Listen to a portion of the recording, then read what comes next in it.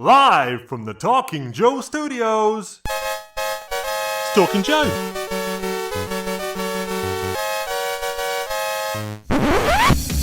Talking Joe is on the air.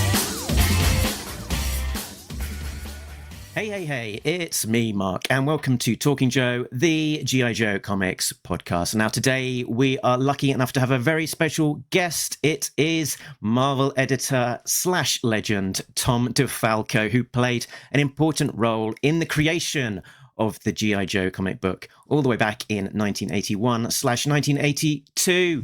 So we will be talking to him very shortly, but I will not be doing that alone. Joining me, as always, is a real American Tim. Here I am. Hi, Mark. Hello, listeners and viewers. Let's bring in our guest. Here we go. Welcome, Tom. Hey, guys. Thanks for inviting me. Thanks for being here. Tom, I'm near Boston. Mark is on the south coast of England. Where, roughly, are you? I'm in the New York area. Eastern time zone. Cool. Eastern time zone, yes. And you joining us today from your home office? Yeah. I see some Archie digests over your left shoulder. I see a stack of Archie digests, right? Is that what I... Yes, you do. Okay. I see a Batman hardcover on the top shelf and a Marvel hardcover. Is this... Can you tell us about some of the... They don't have to be comics related. Can you tell us about some of the neat books in your space? There's a bunch of Edgar Rice Burroughs books, a bunch of Robert E. Howard books, a bunch of Will Eisner books, Walt Kelly books, and just a lot of stuff. Is there a sort of a trophy shelf of collections of your work? Is there a Spider-Girl omnibus or some Fantastic Four soft covers? Yeah, but I don't keep them in my office. They're not, I keep them in another room as they come in. I just throw them in a closet. I don't pay as much attention to that stuff. Right. I used to warn Ron friends, don't look at the published work. All it can do is depress you. I still don't look at the published work unless every once in a while they call me to do a story connected to some previous story or something. And then I have to go and, do the reference to remind myself how the characters speak and their situation at the time. Is the most exciting thing what you're working on now and working on next? Is it always kind of thinking ahead rather than trying to look back too much? Yeah, Stan used to tell me that he loved the story he was working on at that moment. Me, most of the time I hate the story I'm working on because it's never as good as I want it to be. And I'm always figuring, I got I'm going to finish this story and then and maybe the next one will turn out better. Very good. So the blurb for your intro here is that you were born in June 1950 and you're best known for your association with Marvel Comics, with long runs on Amazing Spider-Man, including on the Clone Saga, infamous story there, Thor, Fantastic Four, the creation of Spider-Girl and Spider-Ham, and as the 10th editor-in-chief from April 1987, with 7 years or so in the role through to 1994. One of the longest runs in that post. But for us, the most important element on your CV is as G.I. Joe editor, credited as editor for issues 1 through 6. So before we get too deep into G.I. Joe, as a preamble to get to that point, can you maybe just talk a little bit about your background and how your, I guess, childhood interest in comics kind of led you into the world of Marvel?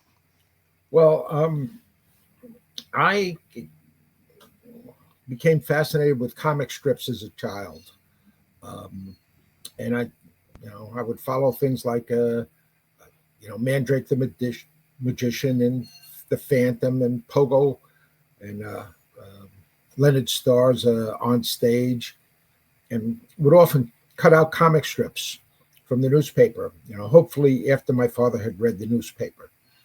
If I cut it out before he read the newspaper, he was not too happy. And somewhere along the line, one of my cousins, my cousin John, I believe, handed me a book with Batman in it. It was a comic book. I'd never seen one before.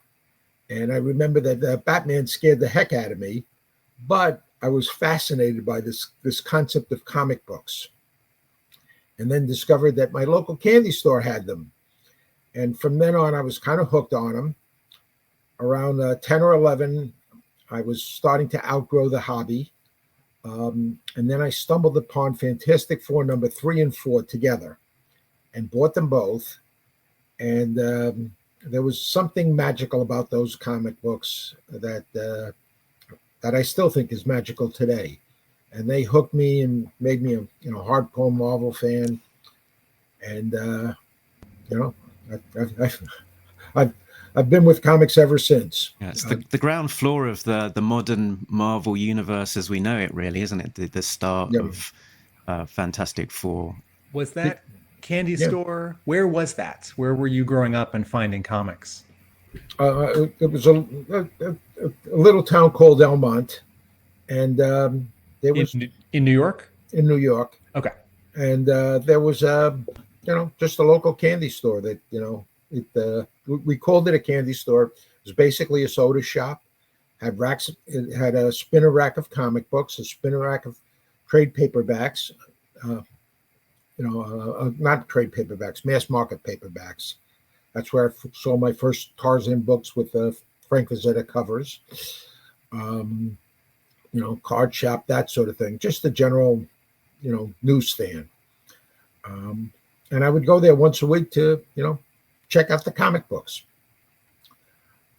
At a very early age, I knew I wanted to write stories. I didn't really think that I would be writing comic book stories because when I was growing up, there were only two good comic book writers, Stan Lee and Robert Kanigher. And I figured, I'm not connected to either one of those guys, so there's no way I'm doing comics. So I did the standard, work for the school newspapers, that sort of stuff. When I went to college, I started to work for a local giveaway newspaper, and that led to the local actual, a newspaper. And I worked for the college PR office, and I actually wrote and sold a couple of short stories and started working on a weekly comic strip and all sorts of stuff like that. And when I graduated college, I was out looking for a job. I remember going to a magazine that I had sold some short stories to. They said, well, you're a writer. Go home and write. But I, thought, that you needed a job, a regular 9-to-5 job. And I sent out a resume to different companies, and one of them was Archie. And Archie called me up and offered me a job. And I worked in their production editorial department.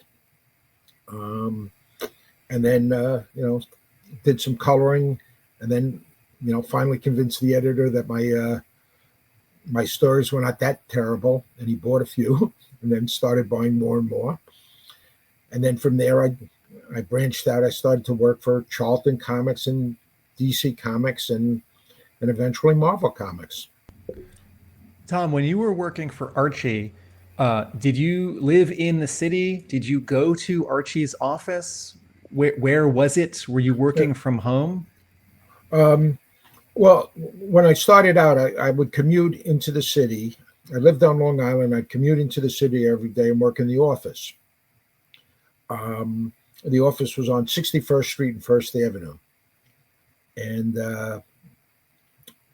you know, as I started to do more and more freelance, I cut back the days I was going into the office.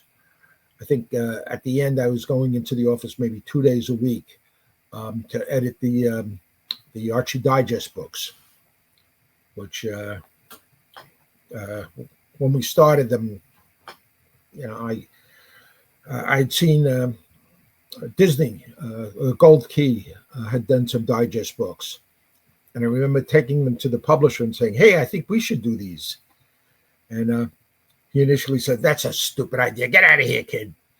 And then about 2 weeks later, he came in and says, "I've got this brilliant idea," and he showed the digest book, and then you know, Victor Gorlick, who was the production manager, editor, turned to me and said, "Okay, wise guy, you know, you dumped a lot of work on us with these things, so this is going to be your problem." So for years, you know, I was editing, you know, all the digest books. All right. So for people who haven't read Archie or haven't read Archie in a long time, why would a digest be, for the production person, a lot of work? Or why would a bunch of digests be a bunch of work? Well, I think when we started them out, they had like 192 pages in them.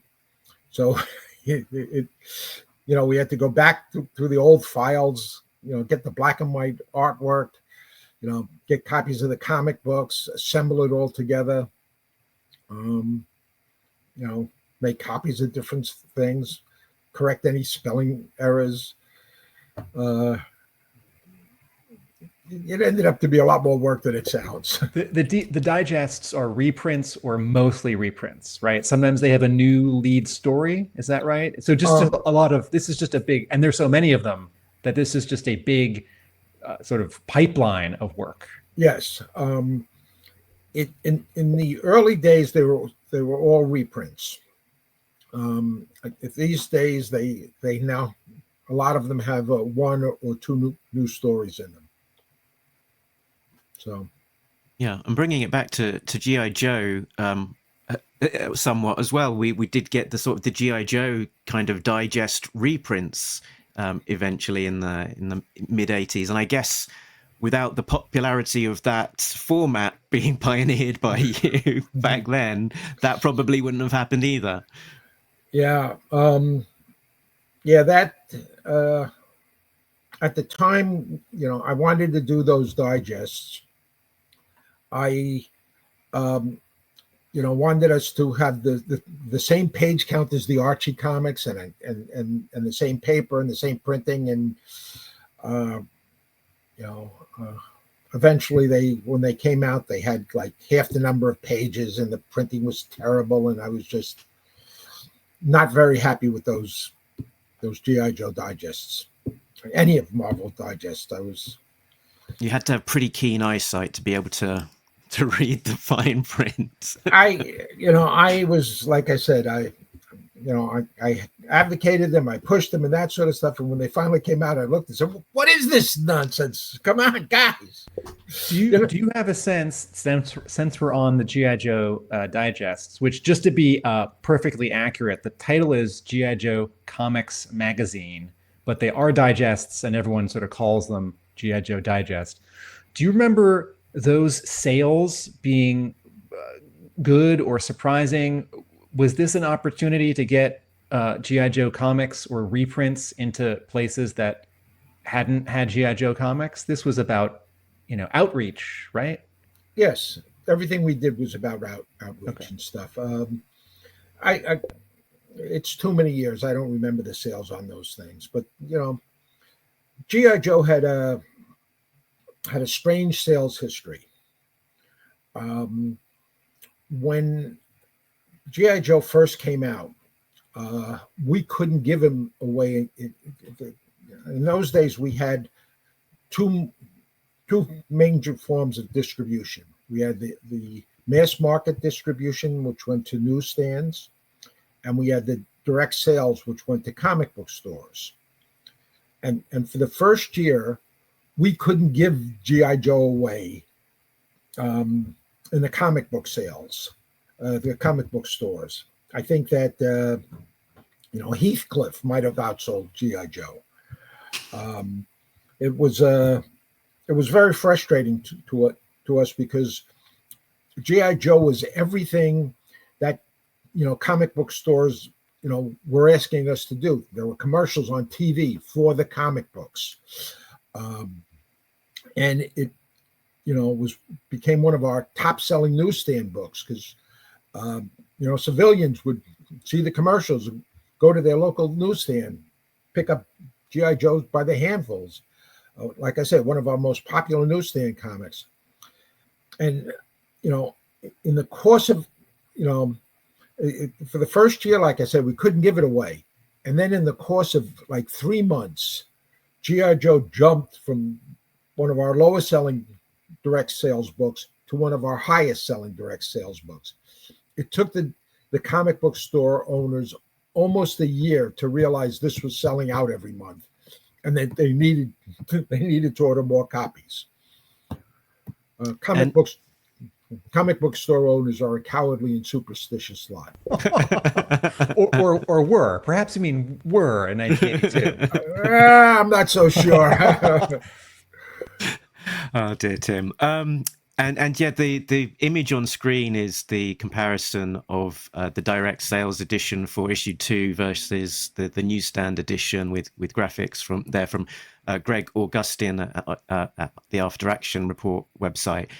And this this is the visual distinction between the two of them, that one of them had like a Spidey head and one of them had the barcode. But issue 2 particularly seemed to be one of the very earliest hot books in the kind of the comic collecting market, the one that was known for being harder to find, and in terms of back issues being a little bit more expensive as a result. And I guess that's talking to your point that maybe it wasn't ordered quite as well as maybe the market wanted. I guess so. I don't know about values of comic books. To me, Yeah. I always look at comic books and they have one of two values. You read the story and it touches something deep inside you, and then it's priceless.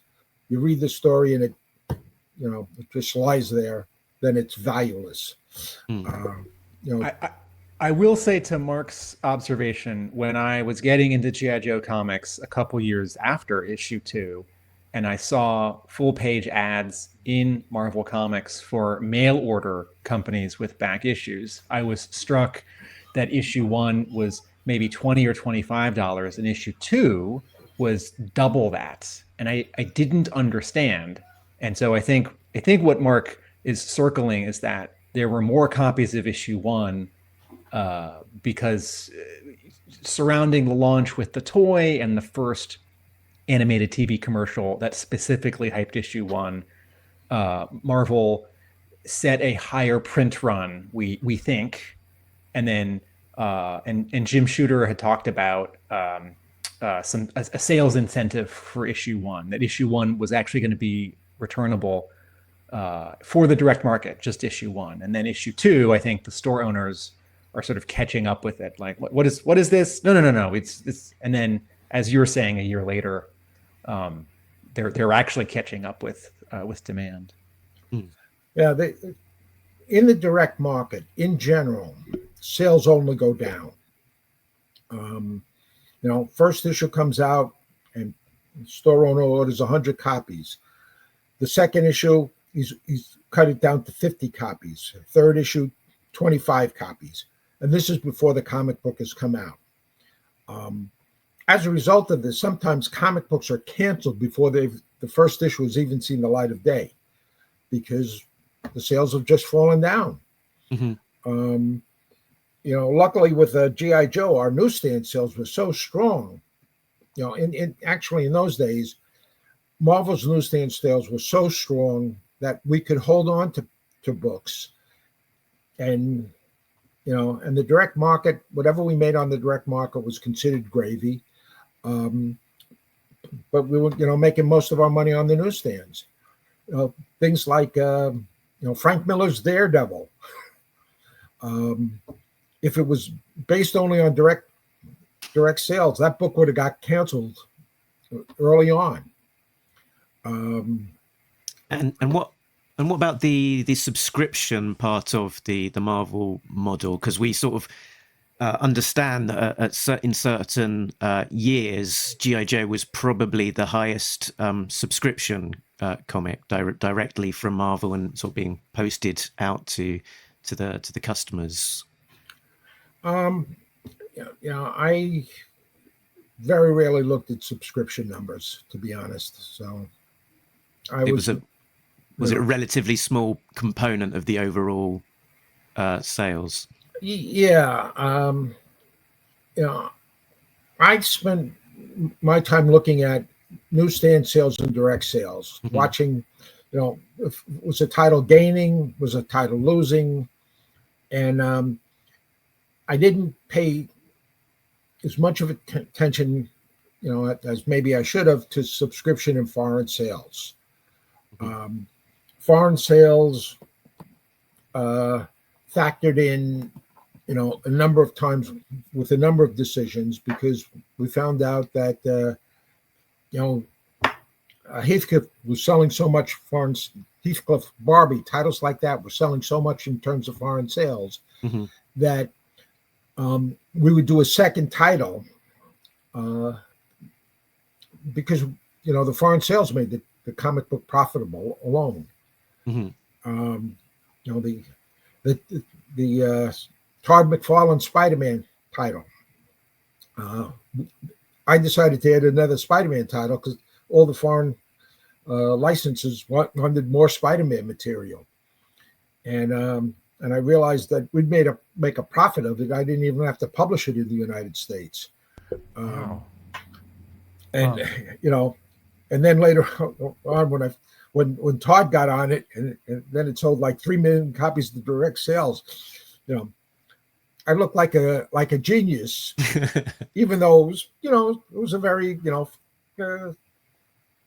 basic financial decision that had nothing to do with Todd McFarlane.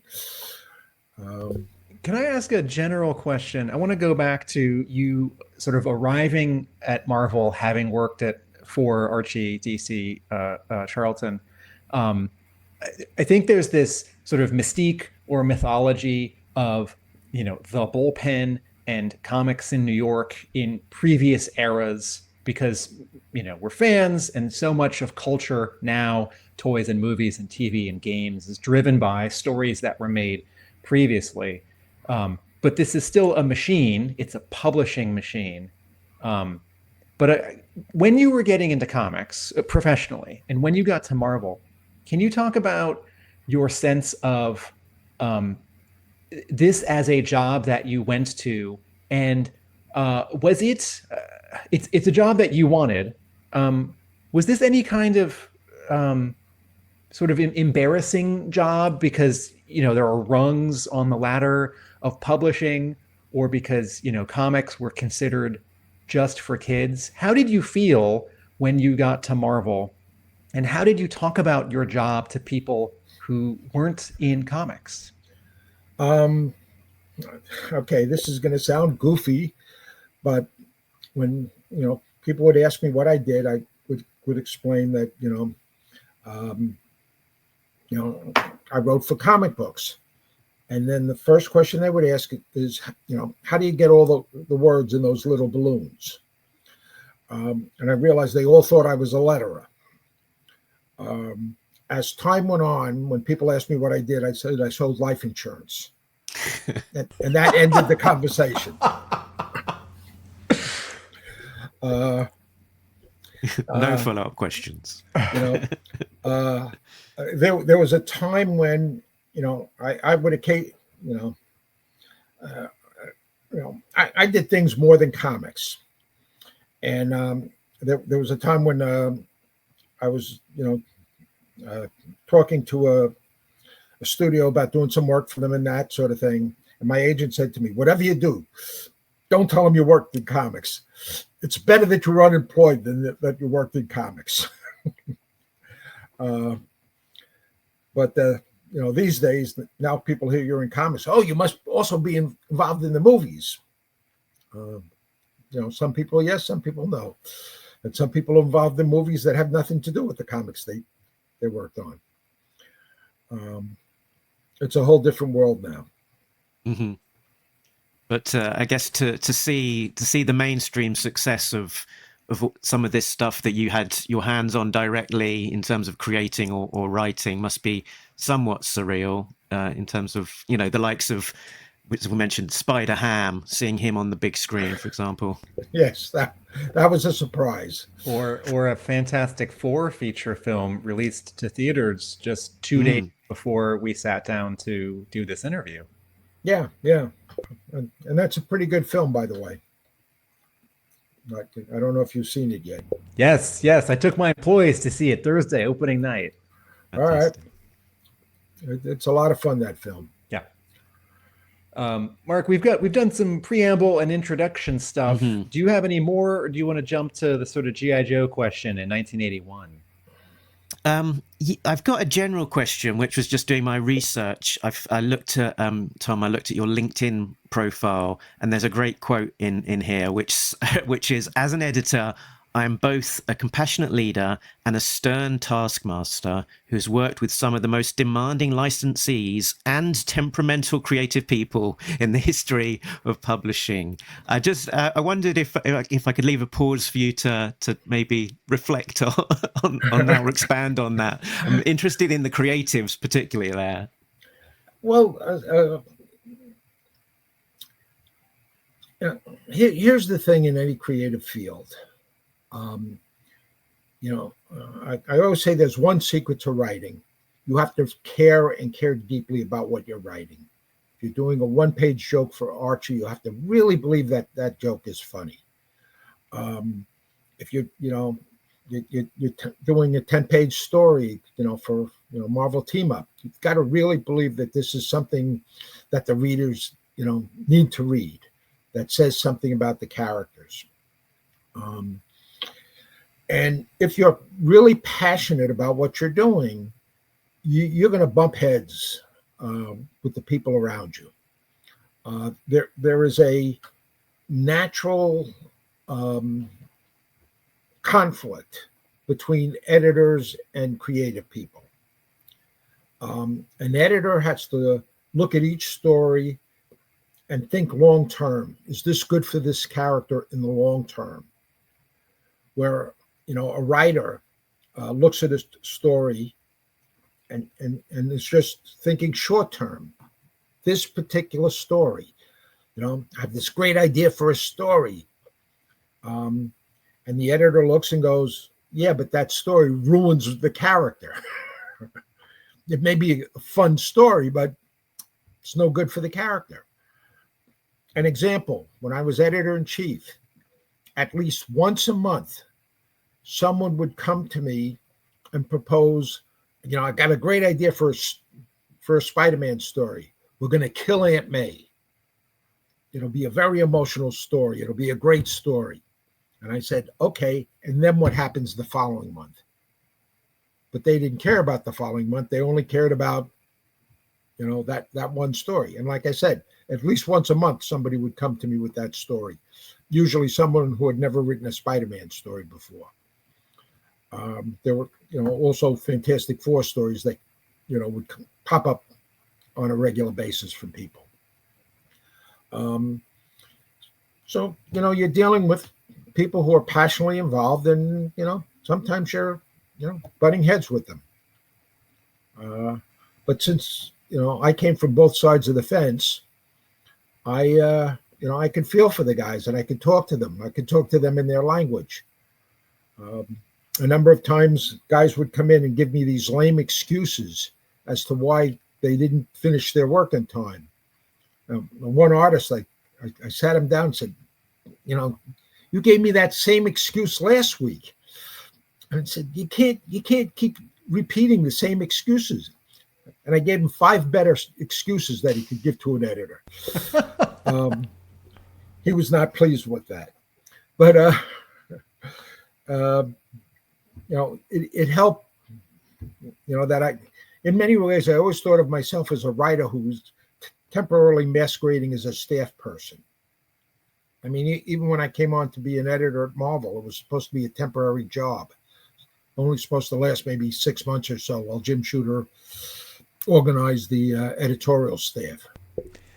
I think I may have found. All right, so I'm looking at this John Byrne issue of Fantastic Four from 1983, and in the bullpen bulletins page, there's a shuffle. Right, Al Milgrom has just gone freelance. He's gone back to freelance, but he's going to keep editing Marvel Fanfare. Carl Potts is moving around. Danny Fingeroth is getting promoted to edit the Spider-Man books because Tom DeFalco, we made up a new fancy title for Tom, executive editor, and put him in charge of stuff. What stuff? There's so much to do. So Shooter mentions the life of Pope John Paul II and the Raiders of the Lost Ark movie adaptation, and hints at the Star Line, the all ages Star Line. So is this that moment you just referred to, sort of helping, or is this later? This is much later. Okay. Okay. That was much later. Okay. When I was first hired to be an editor at Marvel, Jim Shooter had asked me, said, you were editing at Archie. You want to come on and, work at Marvel? And I said, at the time, I said, Jim, I haven't had a full-time job in years. I only go to Archie like 2 days a week. I'm not sure I can, I have the stamina and stuff like that to come into an office 5 days a week. And he said to me, well, listen, can you help me out for maybe 6 months? I said, 6 months I could do.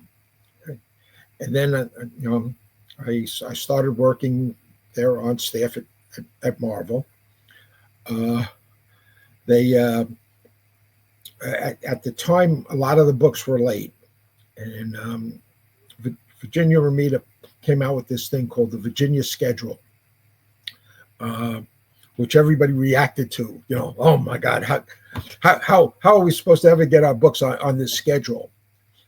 And I remember looking at it thinking, yeah, I have no idea how to get the books on that schedule. And I turned to my friend, to my assistant editor, Mark Rumwald, and I said, Mark, here's what we're going to do. We're going to call up all of our guys. We're going to tell all the writers. We're going to tell everybody. We're going to now work on a 3-week schedule. Every 3 weeks, I want a plot from every writer. Every 3 weeks, I want a penciler to be done with an issue. And if they fail to make those 3 weeks, we're going to commission fill-ins.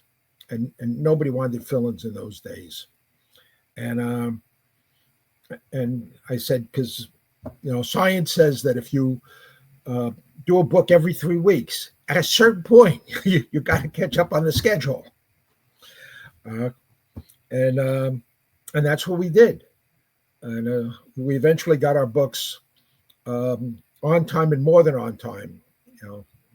On time to the point where every month the ad flats would come in. And then the next day we would turn in all our books for the month. Wait, what was that term? Ad flats? What's that? Yeah. They basically told us which pages of the comic books were editorial pages, which were where the ads were going. Okay. So, we got to the point where we're turning in, all the books. And then I said, okay, now I could start, I don't have to come into the office every day anymore. I can, stay home and do my freelance. But then you become Spider-Man editor a little while later. No, that's when I was Spider-Man editor. Okay. I started out as Spider-Man editor. And I remember when Shooter told me I was going to get the Spider-Man books, I said, Jim, I'm the new guy. You should give it to somebody experienced. And I said, what do I know about Spider-Man? He says, Spider-Man's just like Archie, except with superpowers. To put a fine point on it, going back a minute, you said if you were going to institute fill-in issues if the schedule wasn't followed. and you Right. said nobody wanted fill-in issues. Right. You mean the regular writers and artists? They did not want fill-in issues. Why did they not want fill-in issues? Because it would, break their string. Okay. They wanted to, tell their stories, and they didn't want anybody interfering in between. I sometimes, my example of this sometimes is Iron Man, Demon in a Bottle, which is this, famous story written by Denny O'Neil. Denny O'Neil. And I have the 1988 Marvel paperback collection of it. And this is when Marvel was still figuring out paperbacks, because I think the ISBN is on the spine. And the third issue, the first page, Tony is flying coast to coast, and it's drawn by someone else, and maybe it's written by someone else. And Tony thinks, I'm going to take this opportunity to remind myself how I became Iron Man. And the next 20 pages are a retelling of his origin. And then the final page, he touches down in California, and he says, okay, now back to the mission. And then chapter 4, the next month's issue of Iron Man, continues the actual story. And I sort of explain to people, sometimes when you're reading a collection of old issues, this kind of thing happens. Yeah. And that's why, nobody wanted fill-ins. Right. But in those days, since most of our sales were newsstand oriented, if you missed shipping, even by a week, you might as well just burn the whole print run. Why? Because the book wouldn't get distributed properly. It wouldn't get out there on the newsstands, or only get 2 weeks on the newsstands instead of 4 weeks. Because the next issue is going to be on time and hit that newsstand. Yeah. Okay. Were there financial penalties if you missed shipping, either from the newsstand or from the advertisers who had paid for ads? I don't know about the advertisers, but I know that if you were late getting a book in to the color engravers, you had to pay penalties. And if the printer got the book late, you had to pay penalties. So yes, there were financial penalties attached. Because you have rented press time with the printer. There's a certain number of minutes or hours that they're going to print your book, and then they've scheduled that the presses are going to print someone else's book, the next comic book. Right. And if you're late, you mess up their schedule. Absolutely. That's how it was in those days. Right. Mark. Right. Yeah. Shall we get to the beginning of the G.I. Joe portion of this interview? So please. What, Tom, is your recollection of the first time that you heard about G.I. Joe at Marvel? I guess Jim Shooter said to me, a couple of us are going up to Hasbro. They're thinking of relaunching the G.I. Joe toy, and they want to do a comic book. And I don't know why I was chosen. It might have been because my books were all on time. And I remember that it was Shooter, myself, Larry Hama, Archie Goodwin, Nell Yomtov, Mike Hobson, the publisher, and I think that was the group. There might have been somebody else, but I don't think so. And we went up there and we met Bob Prupis and Kurt Bazian, and they were showing us their prototypes for G.I. Joe, and they explained to us that G.I. Joe, he's a sniper, he's a frogman, he's a this, he's a that, and we're kind of looking at him, and I think that I don't remember who said it. Says, I don't know if that's going to work for a comic book. Said, how about if G.I. Joe is the name of a team, and these are all different people, and they said, well, okay, but who's Joe?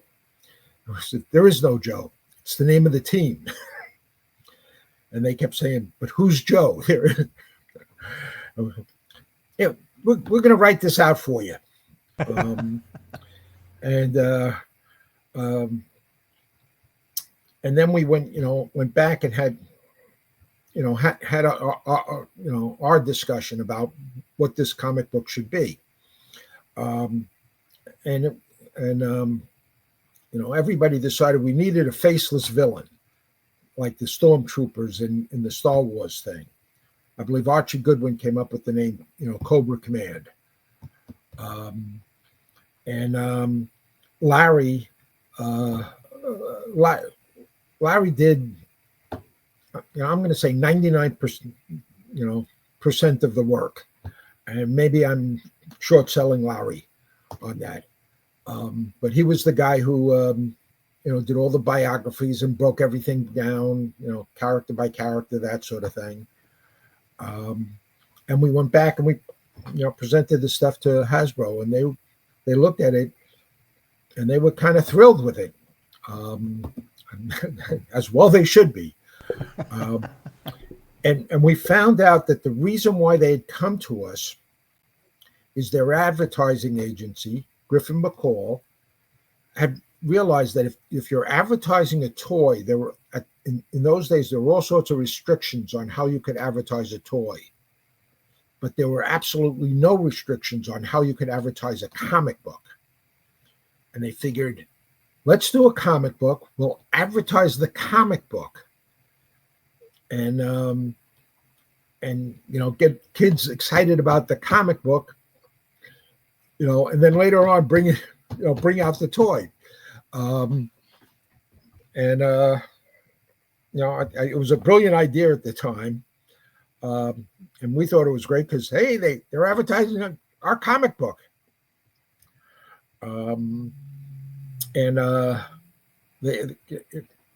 You remember the commercial, the first commercial with the tank coming over the hill?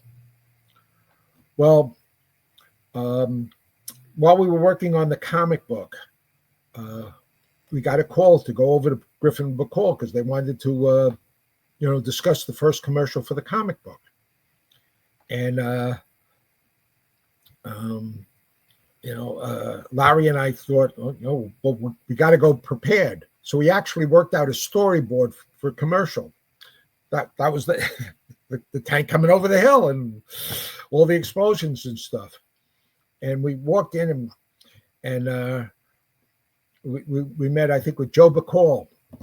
And we said to him, yeah. And we showed him the storybooks. He says, well, this is exciting, but you can't have animation like this. You can't show tanks, you can't show explosions, because he was thinking about a commercial for toys.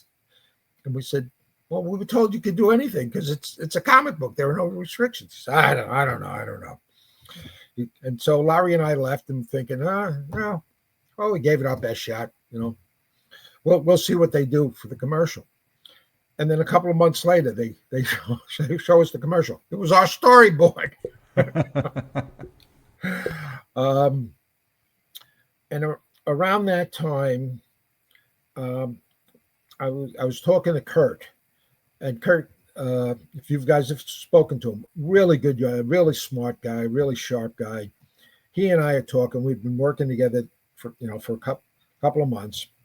And he said to us, yes, Hasbro has done this market survey, and they've discovered something very important about the toys in the toy industry that no other toy company knows, and that we're going to use this knowledge to make Hasbro the number one toy company. I said, really? You know something that nobody else knows? He goes, yeah. And I said, wow. And he says, do you want to know what it is? And I said, no. I said, I really don't want to know what it is because, I got a big mouth. I might let it slip, and this is proprietary knowledge. I really shouldn't be party to it. And Kurt says, no, I could tell you. And I said, I really don't think you should. And Kurt says, no, I'm gonna share it with you. And up until that time, everybody believed that marketing was the sole thing that sold toys. Hasbro had done this survey and had discovered that the actual toy has an effect on the sales. All right. Yes, I had the same reaction. And I said, "You're telling me that, the quality of the material is what actually sells it." He goes, "Yeah." I said, "Yeah, we knew that." We knew that. I said, "That's why you came to Marvel instead of DC." And I will tell you a story about G.I. Joe #1. So, Larry Hama does the plot, and great story, great plot. And Herb Trimpe, a total professional, realizes, oh, well, I got to move guys from this part of the island to that part of the island. And to make life easy for himself, he built a scale model of Cobra Island. Wow. Built the island so that he could figure out, how to move the characters around. And then they gave us a set of the prototypes, which I gave to Herb. And then when Herb came in to drop off the first issue, he said to me, how deeply involved is Marvel with this toy company? And I said, well, I think we're pretty deeply involved with, we're committed to do the comic. They're going to advertise it on TV. And he says, I said, why, Herb? He says, well, because these toys they're kind of cheap. They kind of fell apart. I said, Herb, those were prototypes. Those are, Wow. just made out of clay and stuff like that. Those aren't the actual toys. Wow. He goes, oh, and he felt guilty about that. So when he dropped off the issue, he brought the island in, and we gave that to Hasbro with the broken prototypes. I don't know whatever happened to that island. Do you remember? Okay, so there's a big buildup in March of '82 because Hasbro reveals the toys at Toy Fair, and I think is giving away issue 1 at Toy Fair, and then it's on sale, newsstands and comic book stores, I think the next week or 2 weeks later, and it's been advertised on TV. And in the Bullpen's Bulletins page, not this one I'm holding up, but a different one, issue #1 of G.I. Joe gets sort of hyped 2 different months of Bullpen Bulletins. Like, this is coming. And then, did you check out issue #1? And also issue #1 is double-sized. It's got a backup story, and it's got a higher cover price than normal. So, and printed on special paper and all sorts of stuff. Printed Baxter on paper. Baxter paper. So can you reflect on, or do you have recollections of issue 1 hitting with this other stuff in the air? What do you mean hitting? Becoming available for purchase when it debuts. Yeah, not really. Okay. Okay. I was probably more concerned at that time about working on issue 3. Right. Okay. Or all the other books. Or all the other books. Yeah. Mm-hmm. If I can rewind back a bit to the to that initial meeting and going, I think it was that you flew to Pawtucket, as Yes. Jim Shooter describes it. Do you have a recollection of the concept of Cobra being created in that meeting? I think it might have been Archie Goodwin who said, "But who are they going to fight? We need some baddies." Yeah, I know. We had decided on a faceless enemy, like the stormtroopers in Star Wars, and Archie was the one who came up with the name Cobra Command. And do you think Star Wars was a big influence? That it was very much in the zeitgeist at the time. Absolutely, because Hasbro was coming out with the action figures, which had been popularized by Star Wars. Yeah, part of the sort of contrast here is that the 1960s G.I. Joe, there are no bad guys. And every figure, whether it's a Marine or an astronaut or a mountain climber or a deep sea diver, they're all G.I. Joe. And there's no yeah. story, there are no names, there are no code names. And so No. G.I. Joe shows up in development in 1981. And what are the other things that are popular, like Star Wars and everything that Marvel was publishing? And Jim Shooter described your invitation to that meeting as being he thought probably because you were kind of his unofficial assistant, as he described it.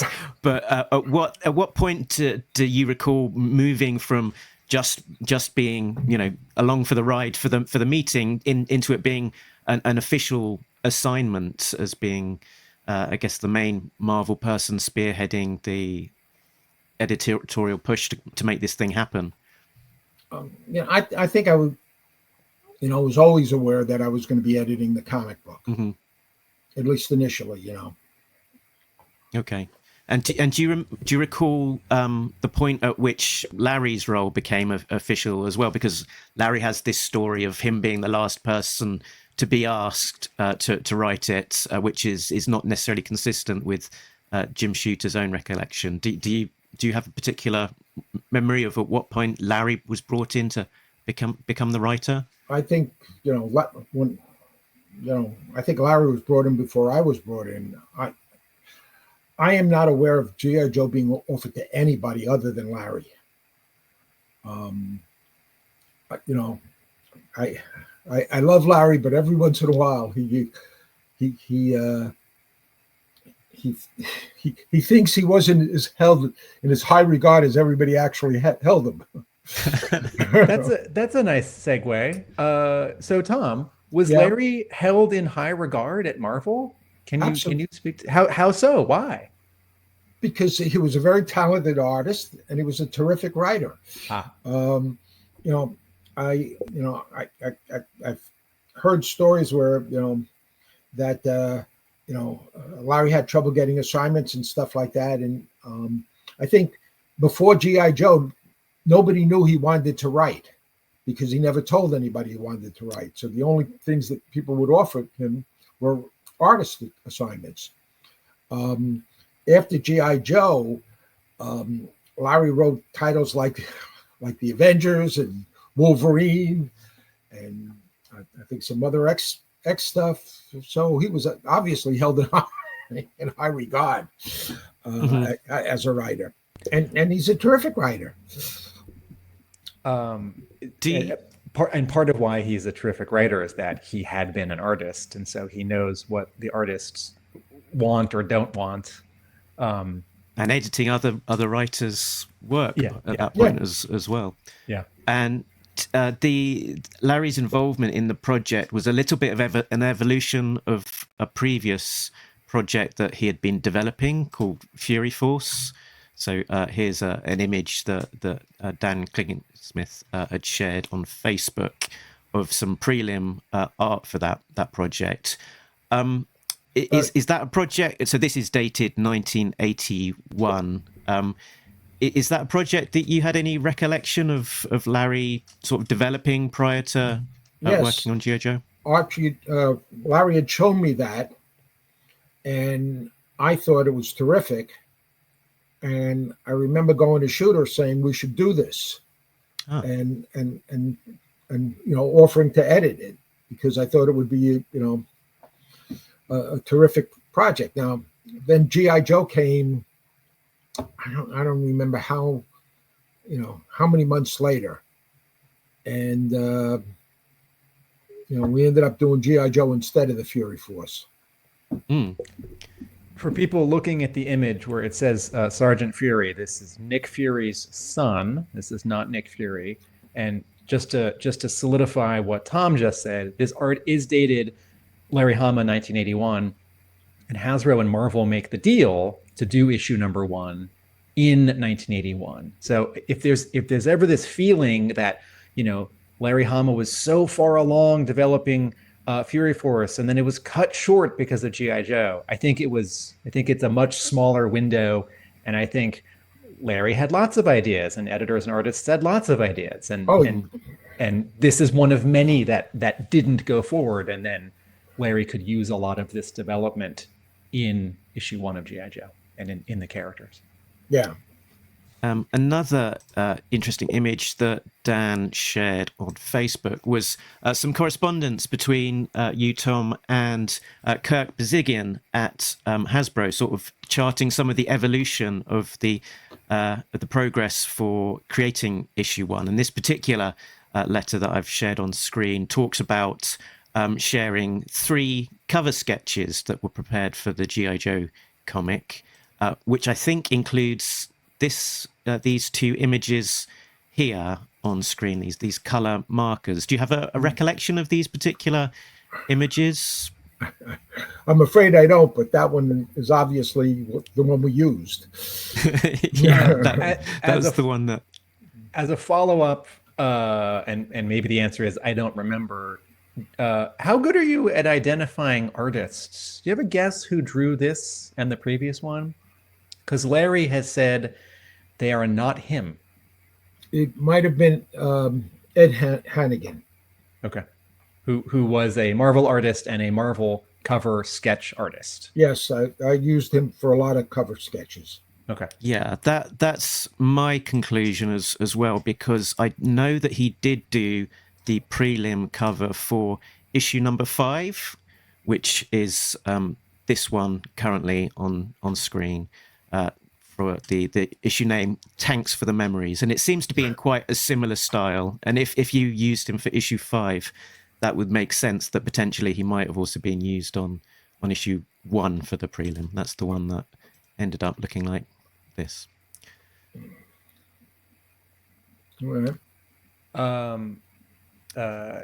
And then it felt like the process of running up to creating issue number 1 was a sort of a very collaborative back and forth. That it felt like the train was moving before the track had quite been laid down. That in this back and forth of letters between you and Kirk, it looks like they're sharing designs with you, Herb's drawing some prelim sort of sketches interpreting those characters, and you're sort of sharing them back. For example, like this one of Scarlet here, who's pictured a little bit differently to how she appeared in the comics eventually. Do you have any sort of recollection of the back and forth between you and Kirk, sort of working on the evolution of the design of the characters, the look of the characters before they actually? Yeah, I don't remember. The only thing I remember of the back and forth is that Kurt was he was a pleasure to work with, and we worked on G.I. Joe and a bunch of other things together over the years, and he was always a total pro, and like I say, a pleasure to work with, and I think when we first started working, yes, we were the train was moving before the tracks were down on the ground, because comic book deadlines were they were tight. And did you get the sense that the big push was to try and create this issue 1 to tie in with the comic and have a big launch and make sure that was sort of concluded as almost a project in itself, and worry about what happens after that point a little bit secondary? Well, when you're a comic book editor, you're always working on the next 2 or 3 issues at the same time. Mm-hmm. We had a lot of pressure to get the first one out, because it had to be printed in time for Toy Fair, had to coordinate, the TV commercials had to be coordinated with the release of the comic book. We were juggling up a bunch of dates,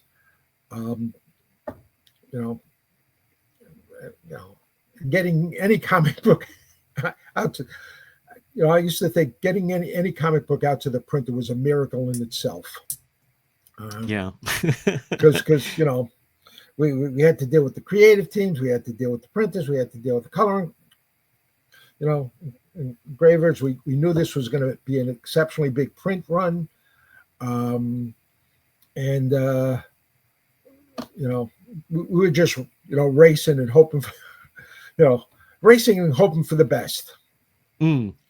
It's one of the things, sort of looking at some of the behind the scenes designs and things like that, is around the creation of the Cobra characters. It felt like the Hasbro thinking on the design of the G.I. Joe characters initially was a lot more advanced. As to your meeting in Pawtucket, the Cobras hadn't even been thought about, but at that point, so it's almost like you've started almost on the comics, but the baddies haven't quite been fully fleshed out by the point that you're beginning to write and even draw the book. And one of our observations was that Cobra Commander here, for example, looks very different to how his toy counterparts looked for these first few issues, and it's only later on in the series that Cobra Commander began to look more like his toy design.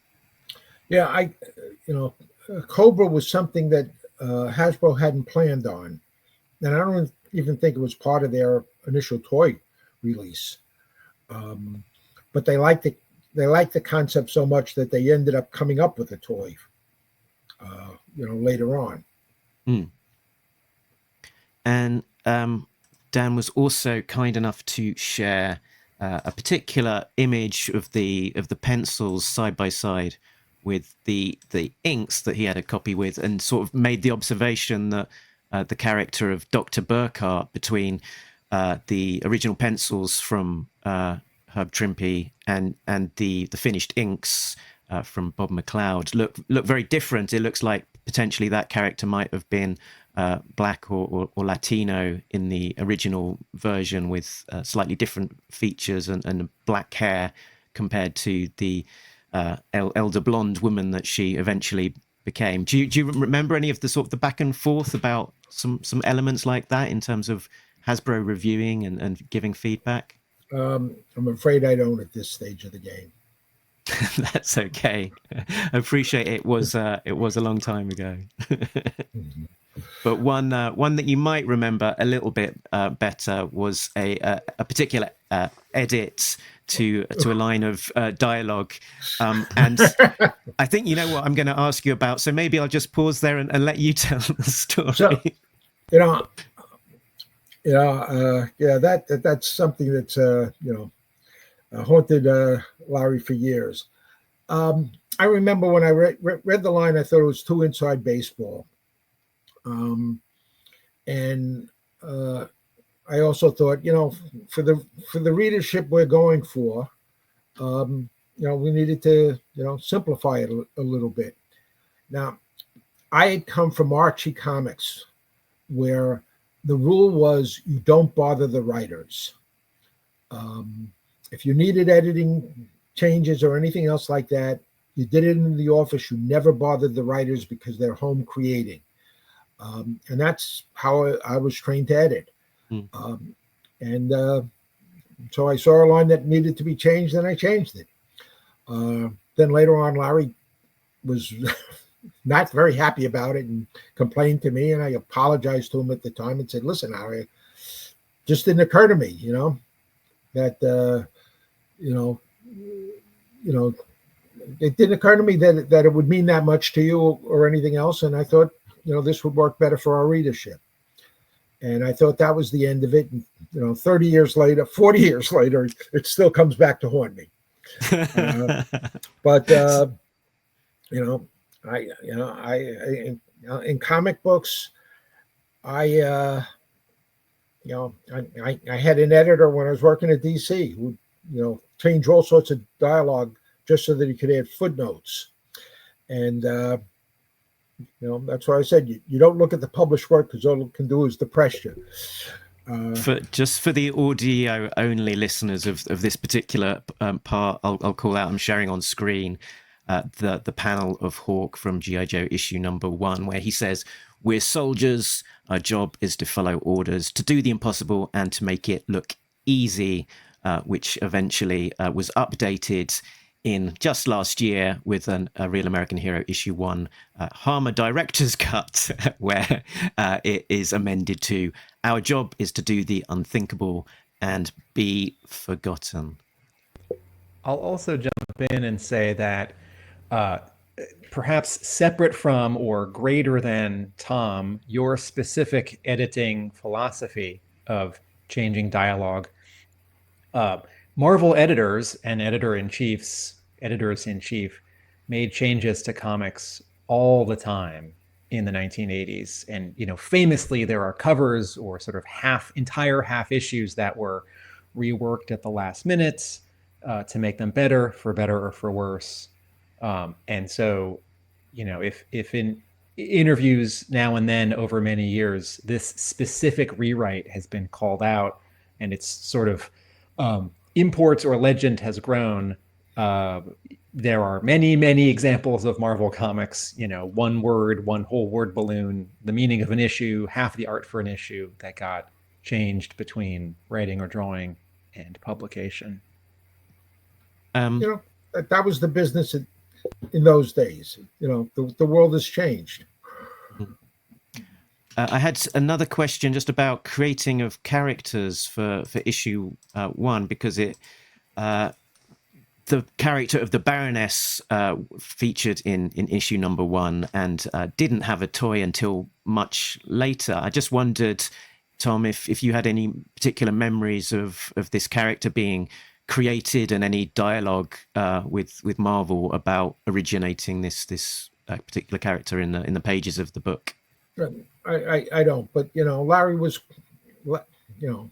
Larry is a very creative guy. It was, created all these characters, gave them all their personalities.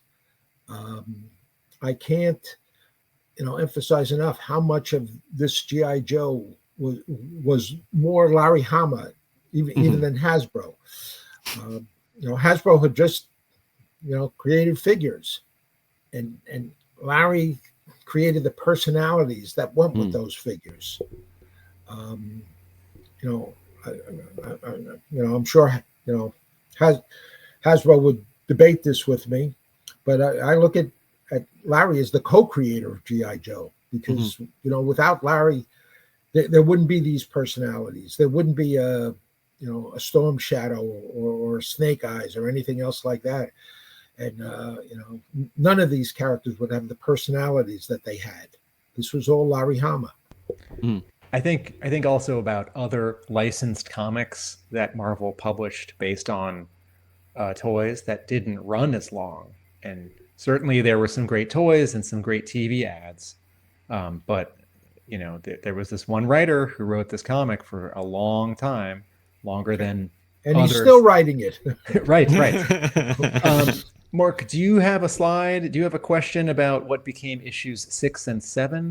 I was just going to, while we're just still on #1, I was just going to ask if about the script process, because it was we, for the first time I think ever, possibly, I'm not too sure, Mark Bellomo shared an image of the original script to issue 1 and describes it as being written as a short story, which was then subsequently adapted into more of a Marvel style script. So it sounded like the kind of the scripting, and possibly with Hasbro being the audience of that script initially, was a bit of an unconventional process. Yeah, well, Larry tended to work as we all did in those days, plot script. So you would kind of write a plot which basically told the artist what to draw. And I think Larry made this one, more short story-ish, just because he knew that civilians would be, reading this. And then, I don't know if he then broke that down into a plot for Herb, or just gave Herb the story. I don't remember at this stage of the game.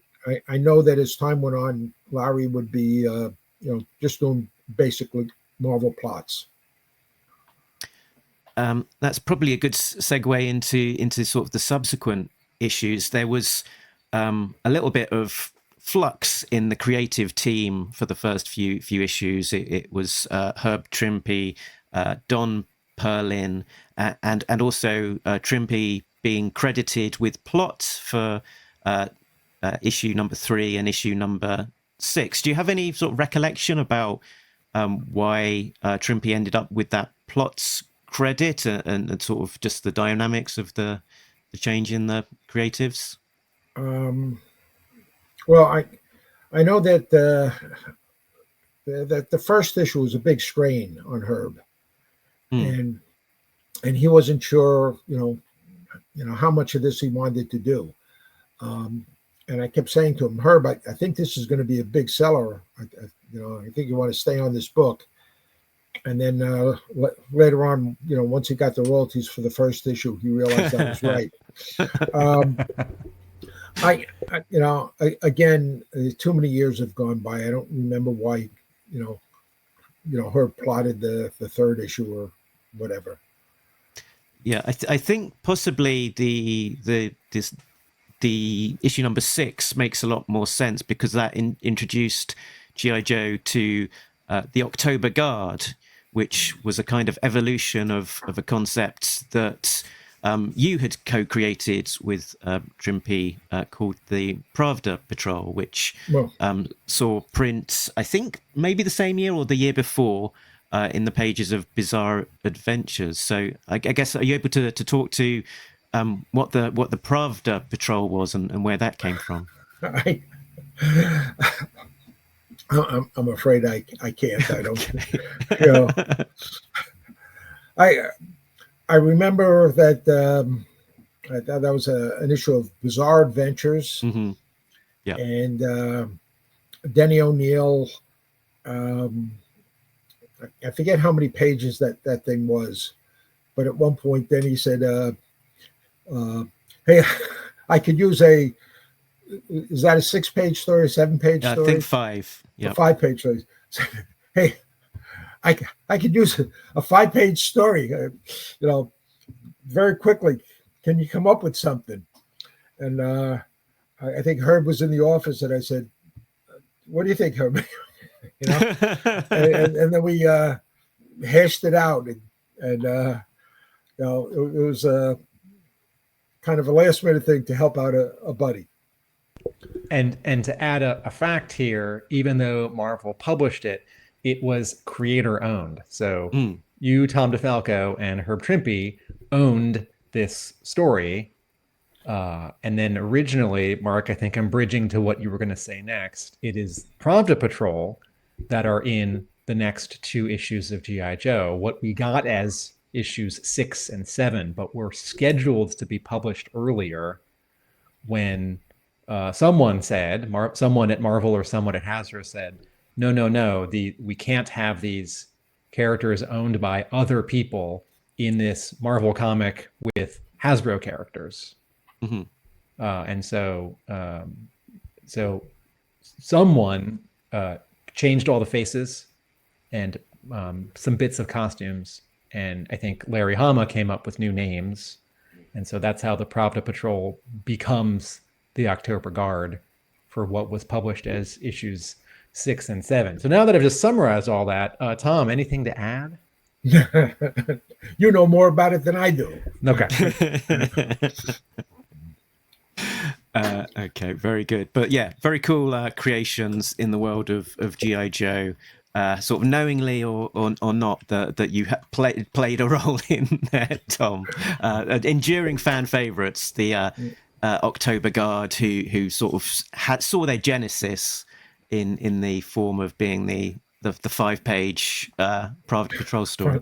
5-page last-minute thing that Denny and So and I'm trying to think, because I think Herb and I did this story very quickly, just to help Denny out, and I think that's why he gave us the copyright on that thing. And I don't, I can't figure out why else we got a copyright on it. Tom, you were only the editor of G.I. Joe for the first 6 issues, which takes us from March '82 for publication date, April, May, June, July, August to the summer, early fall, and then Denny O'Neil becomes the editor of the monthly G.I. Joe comic. Right. Do you remember why you did not continue editing the monthly Marvel G.I. Joe comic? I don't know the actual reasons, but back in those days, they would often pile things upon me. Once I got all my books on time, they would always add new things, and even I had to sleep occasionally. So perhaps it was a case that the train was running on time now. It was less of a crisis to keep G.I. Joe going. It could be moved to somebody else and give you the next urgent thing to get working. Although later in the year and the next year and the next year and the next year, there are more characters and toys to introduce. And so G.I. Joe was always a hard book to keep running on schedule. Oh, always. I do remember, one silly story. Unbeknownst to me, Larry and Bobby wanted to do something in one of the comics. Bobby Chase, editor of G.I. Joe after you, after Denny O'Neil, after Bob Harris. Right. Okay. And they wanted to do something, and the guy at whoever they were dealing with said, "I'm going to have to check with the Hasbro Creative Committee." And Bobby and Larry were kind of shocked because this is the first time they heard about this Hasbro Creative Committee. And they came into my office to ask me about it. By this time I was editor-in-chief, and they came in to ask me about it. And as they coming in, my secretary says, "There's a call for you from Hasbro." And Larry or Bobby says, "Yeah, we wanted to talk to you about Hasbro." I said, "Well, let me find out what they want." And I get this call, and somebody says, "Blah, blah, blah, blah, blah. We want to know whether or not, the characters can do this." And I said, "Well, let me check right now, because I have the people in my office who can answer me." So I turned to Larry and Bobby, and I said, "Hey, Hasbro's on the phone. They want to know whether or not the characters can do this." And the two of them look at each other like, "What the hell?" And Larry says, "Yeah, absolutely." And I said to the guy in heaven, "Yeah, absolutely. Yeah, no problem. Oh, you're welcome." And I turned to them. I said, "What's the problem?"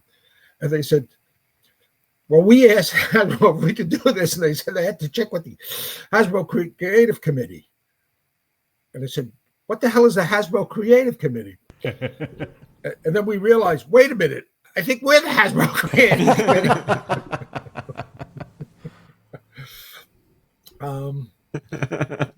So now I don't even know if Larry remembers that incident, but that cracked me up. And I know of one other time when they were doing the G.I. Joe and Transformers, and we're doing the comics, and there was a big question, who's directing the show, who gets to decide what characters can do and what characters can't do, blah blah blah blah blah. You mean Marvel or Hasbro? Within, it was a question of Marvel, Sunbow, and Hasbro. Okay. Marvel, Sunbow, and Marvel Animation. Okay.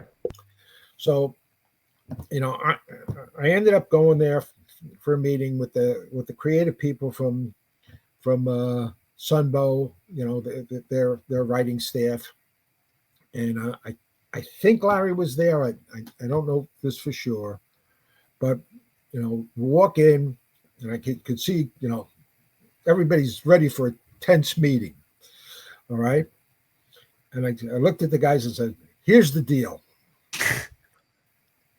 We won't mess with you. You don't mess with us. And their lead writer says, sounds good to me. And that was the end of the meeting. So I don't know if this is a follow-up to that specific story. Griffin Bacall was in New York. Mm-hmm. Sunbow had an office in New York. Right. Sunbow was sending all of its was coordinating with scripts in Los Angeles, where Right. Marvel Productions was. Right. And a little later, Sunbow opened an office in Los Angeles. I think in '85.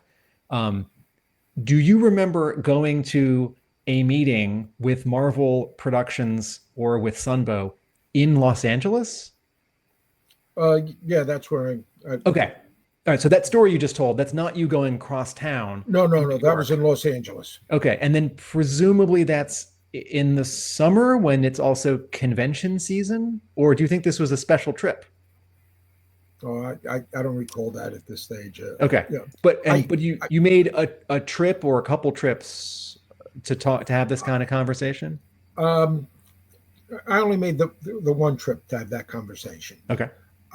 In those days, I was going to Los Angeles on a fairly regular basis. Why? So, because we were trying to sell television shows, we were trying to sell movies, we were trying to sell anything we could sell. you were representing Marvel Comics back in New York, and you were part of the team that might pitch or go to a meeting. Is what you're Right. saying? Okay. Yeah. The world was very different in those days. Marvel basically couldn't give their licenses away, as opposed to today, where you can't walk into any store without seeing a Marvel license. Anytime the company needed money, they came down to me.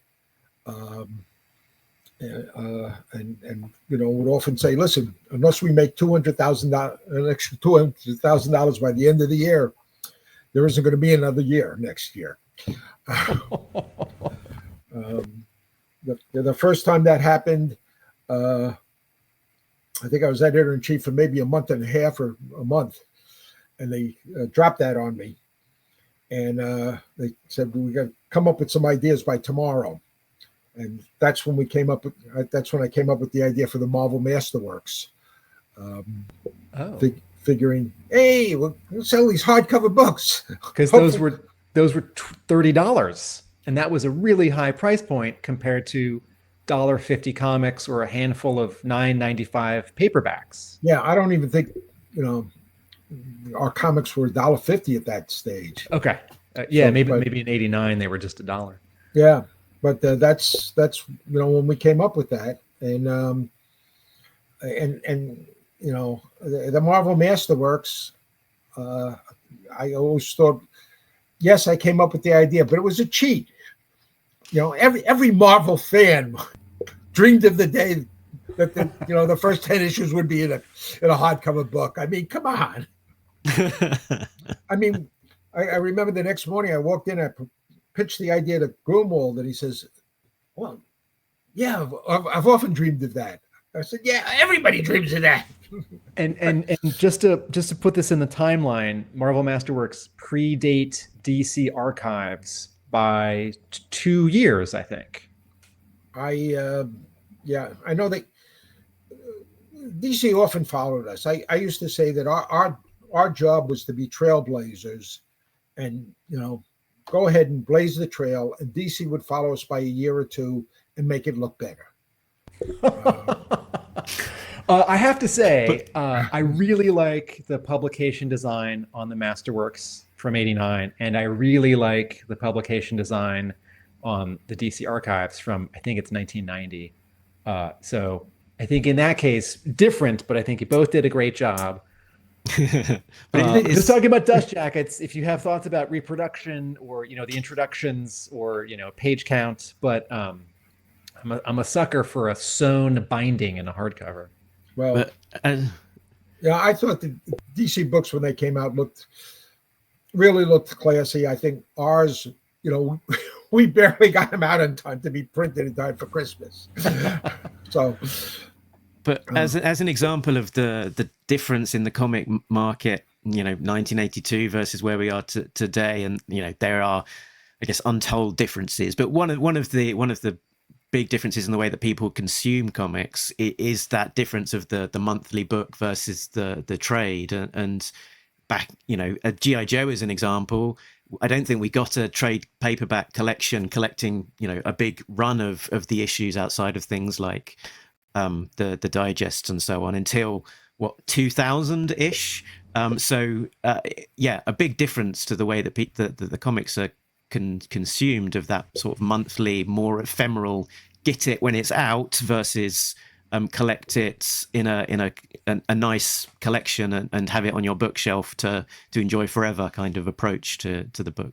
Well, when I became editor-in-chief, I think Marvel had come out with maybe 2 or 3 trade paperbacks before that. One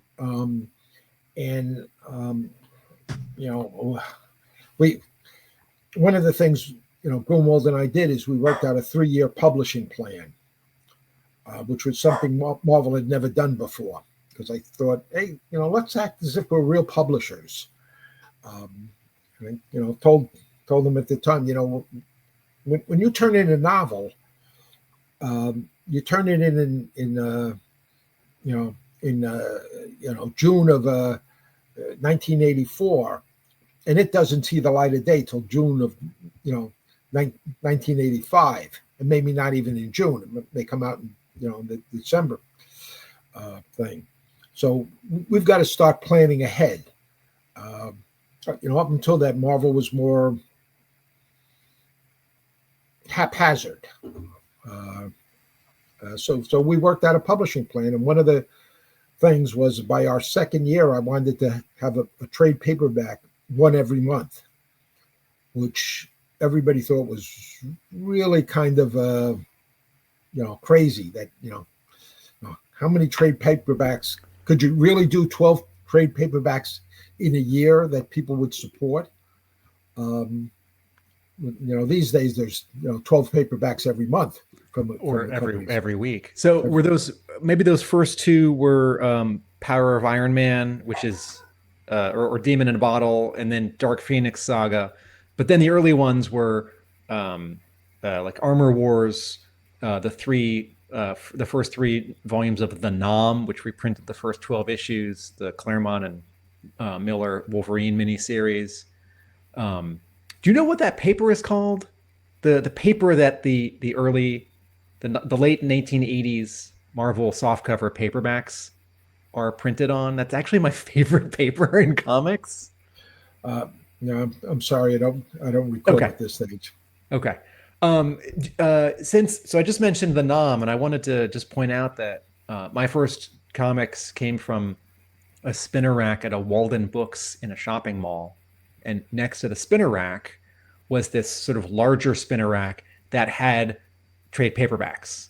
It had that Claremont Miller Wolverine collection. It had 2 of those 3 Nom paperbacks. It also had the First, that publisher First, the color Ninja Turtles reprints.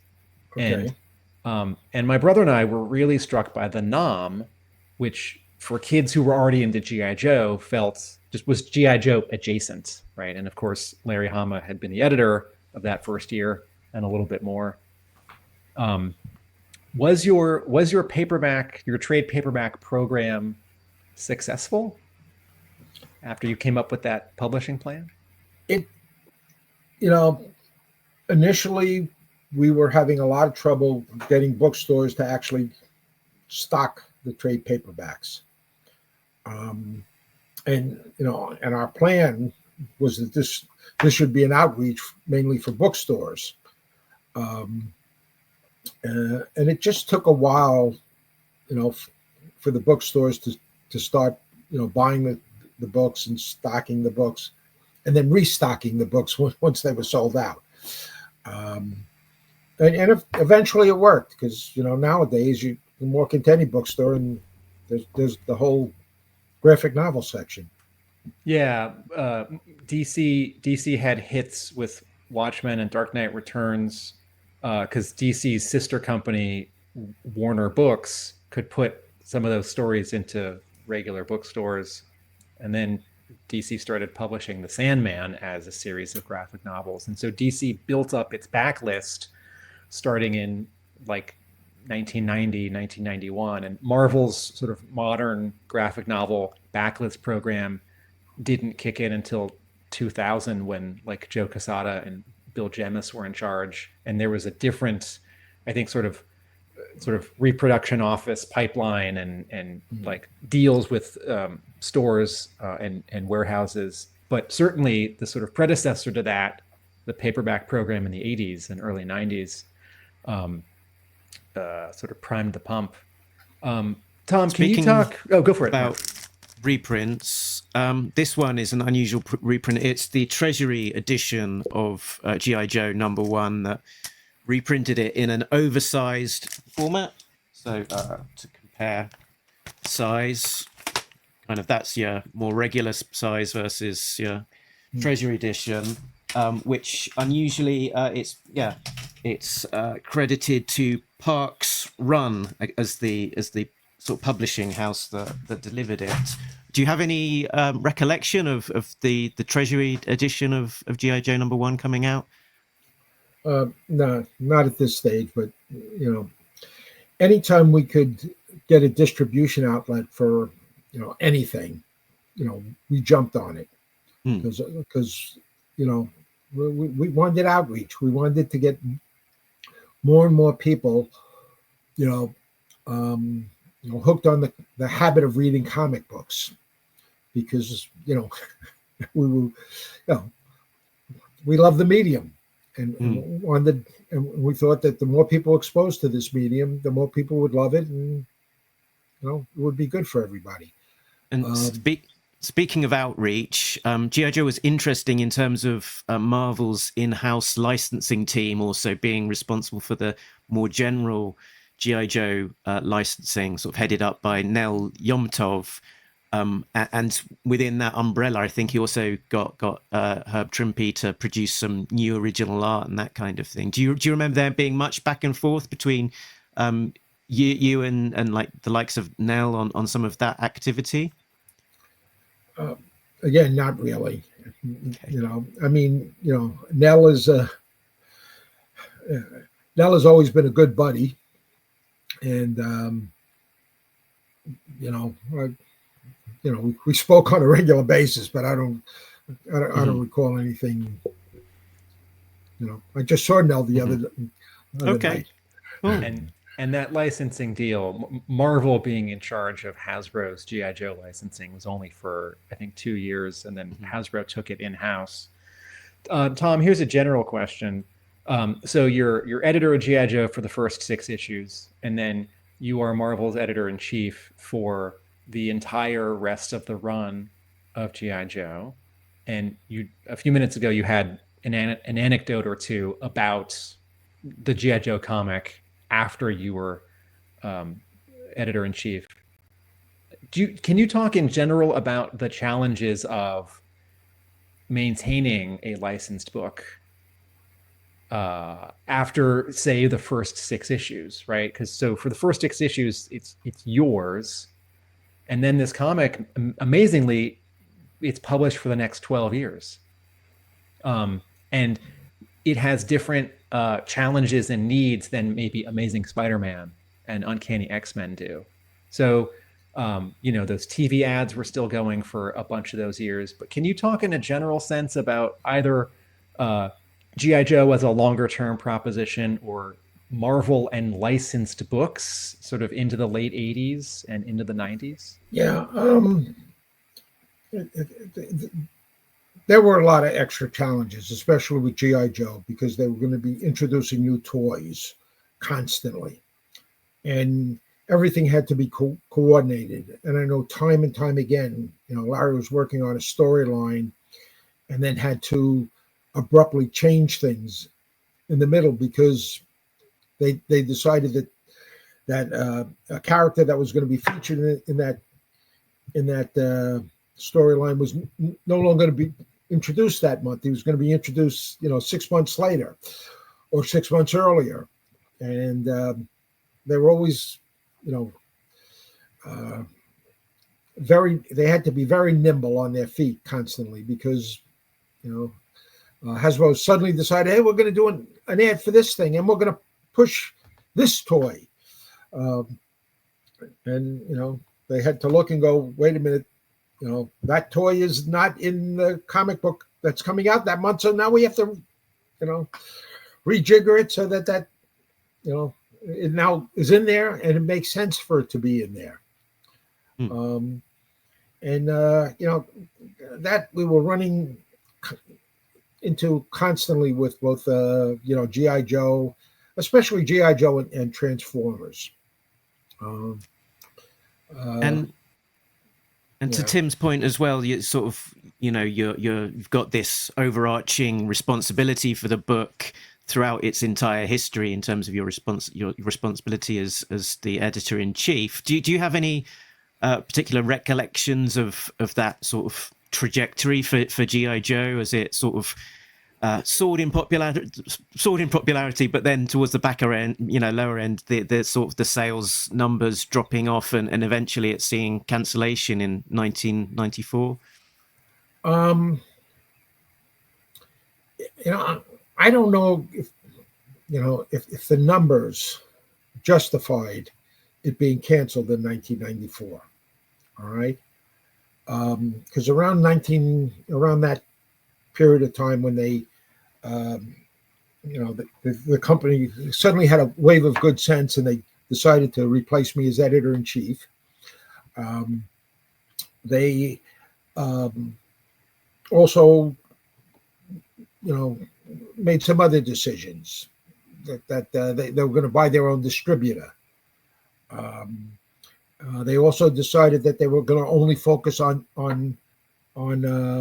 properties that they owned, and that's when they gave up, the Barbie license, the Conan license, G.I. Joe and Transformers. They just decided that, the powers that be at the time decided, we're going to give up all these licenses. Because those are things that Marvel has to pay for. They have to pay for, but they were still making money on. They decided they were going to cancel the line in half because they, I always remember the meeting. There was a meeting where one time they said to me, we're producing 120 titles a month. And I said, yes, we are. And they said, if we cut down to, 60 titles, with the remaining 60 sell twice as well. And I laughed at them because it didn't occur to me that they were serious. And then I looked at their faces and thought, oh man, these guys are serious. And I said to them, no. I said, think of us. They said, well, a lot of retailers, a lot of readers are complaining that they can't buy all the Marvel comic books. And I said, that's good news, because that means that we're producing more comic books, than they can afford. I said, listen, guys, when the time comes to buy a new car, I go out and I look around. I find, 6 or 7 new cars that I would love to buy. I'm lucky if I can afford one of them. I said, but, think of this as movies. A weekend comes out and 3 good movies come out. And all right, so maybe Saturday you see one, maybe Sunday you see the other. And the third one you say, well, I'll catch that next weekend. And then a weekend comes by and no good movies come out. You don't then say, well, there are no good movies, so I'm going to go see a bad movie. You go out for pizza. So, if there are, Ghost Rider, there are 2 Ghost Rider titles out. You cancel one title. That the guy buying 2 titles doesn't say, okay, maybe I'll start reading Captain America now. it doesn't work like that. And he said, well, you got 4 Spider-Man titles. If you cut it down to 2, wouldn't they sell twice as well? No, because the same guy is buying all 4 of them. Tom, is there a counter argument that if 2 Ghost Rider titles cut in half won't double the sales of one, should you add a 3rd Ghost Rider title, a 4th, a 5th? Should you add a 5th and 6th Spider-Man title? When is too much, right? If 120 books per month for you wasn't too much, and 60 may have been a target for your bosses, was there a number over 120 that you would have said, okay, now this is too much? If I saw the sales being cannibalized or titles not working, then I would have said it's too much. What that number is, I don't know. But one of the titles was a Marvel Tales, and they'd look at me and say, this title, why are we even doing it? And because we'd make like $4,000 or $5,000 a month on that title.